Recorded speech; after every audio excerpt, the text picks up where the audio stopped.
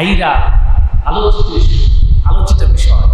এক ছাগলে, 1000 টাকার ছাগলে কোটি টাকার স্বপ্ন খেয়ে ধ্বংস করল।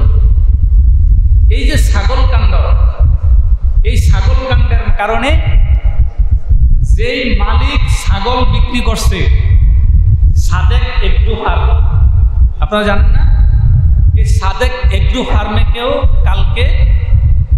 গতকালকে একবারে ভ্যানিশ করে দিচ্ছে। এক কথায় পাপ কোনোদিন বাপেরও কথা কয়, পাপ কোনোদিন বাপেরও ছাড়ে না। আরে আপনি চিন্তা করেন, একজন এনবিআর এর কর্মকর্তা, আপনি, আপনার অবস্থান কোথায়, আপনি কি করছেন, আপনি কোথায় গিয়েছেন, আপনি কিভাবে কি করলেন, কেমনে কি করলেন, আপনাকে একটু চিন্তা করা উচিত ছিল যে আমার সম্পদের পরিমাণ কতটুকু হওয়ার দরকার ছিল আর কতটুকু হয়েছে। অথচ তিনি তার সম্পদ সম্পর্কে নিজেও অবগত না যে আমার কত সম্পদ। নাউজুবিল্লাহ করবেন না? একটাও কি সঠিক পথের কামাই ছিল? একটাও সঠিক হক হালালি সত্য পথের কামাই ছিল না। এই ছাগল আমি মনে করি, বর্তমানে আমি মনে করি আমাদের আইন শৃঙ্খলা বাহিনী, আপনার যারা আছে, police, BDR, BGB, RAB, NSI, এনএফআই, NCF যত আছে, এনবিআর যত কর্মকর্তা আছে, গোয়েন্দা সংস্থা যত আছে, সবগুলোকে নিষিদ্ধ করে দিয়ে আমার মনে হয় যেন প্রত্যেকটা জায়গায় জায়গায় একটা একটা করে ছাগল বসায় দিলে আমার মনে হয় যে বাংলাদেশের সমস্ত দুর্নীতিবাজদেরকে ধরতে পারবে। হ্যাঁ, কথা বুঝেন নাই?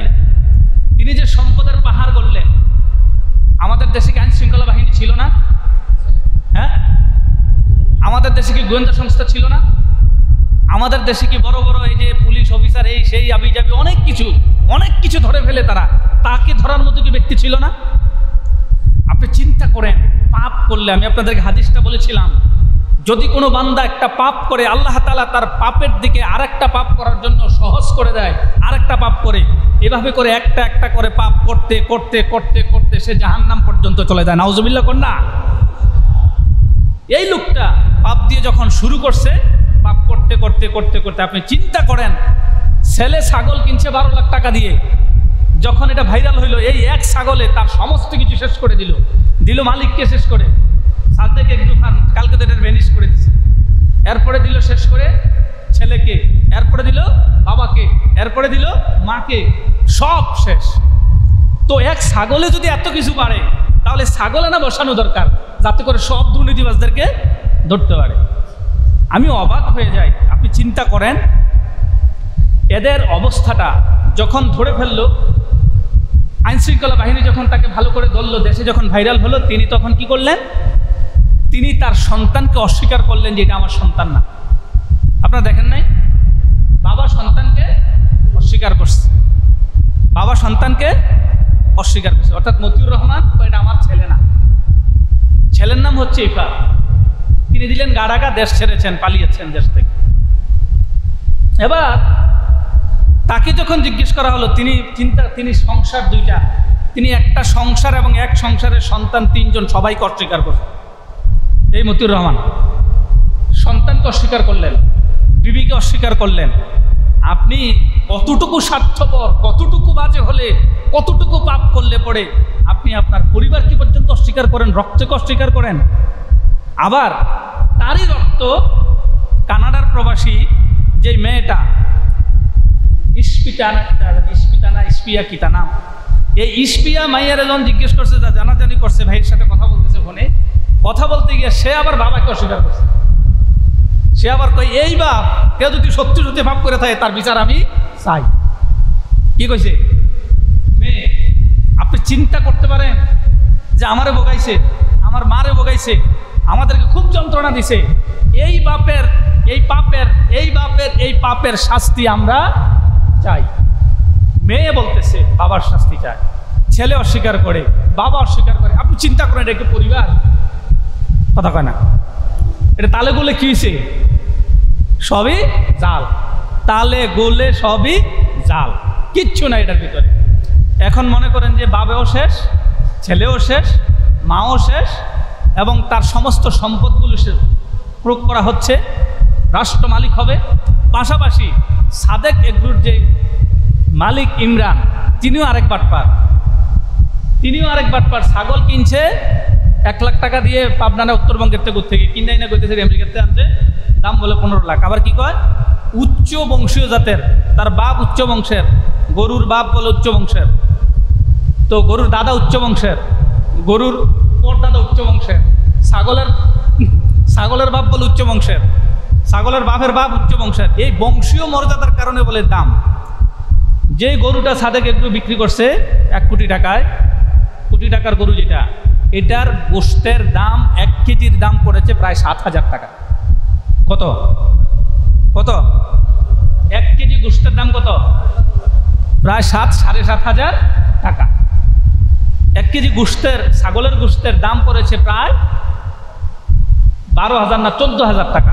এই যে 12 লাখ টাকা 15 লাখ টাকা যে ছাগল, আপনি 60-70 হাজার টাকা বেতনের চাকরি করে সংসার সামলিয়ে, সব সামলিয়ে আপনি এত টাকার মালিক হয়ে গেলেন। আপনি কোরবানি করছেন 1.5 কোটি টাকার পশু, আর এত হাজার হাজার বিঘা সম্পদের মালিক।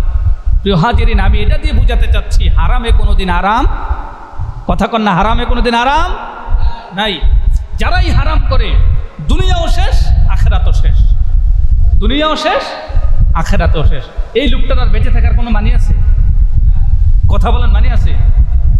আবার মনে করেন যে ছাগল দিয়ে তার জীবন শেষ করছে আল্লাহ, অন্য কিছু দিয়ে না, ছাগল দিয়ে শেষ করছে আল্লাহ, ছাগল দিয়ে তারা শিক্ষা দিচ্ছে। সুতরাং প্রিয় হাজিরিন, এখান থেকে মেসেজ দেওয়ার মানে হচ্ছে এই, আমরা যারা অন্যায় করি, অন্যায়ভাবে অর্থ উপার্জন করি, অন্যায়ভাবে অর্থকে আমরা প্রাধান্য দেই। আপনি শুধু, এটা তো বড় ঘটনা ভাইরাল হয়েছে, ছোট ঘটনাগুলো দেখেন, তার ঘরের ভিতরে শান্তি নাই, কি নাই? ঘরের ভিতরে, মনের ভিতরে।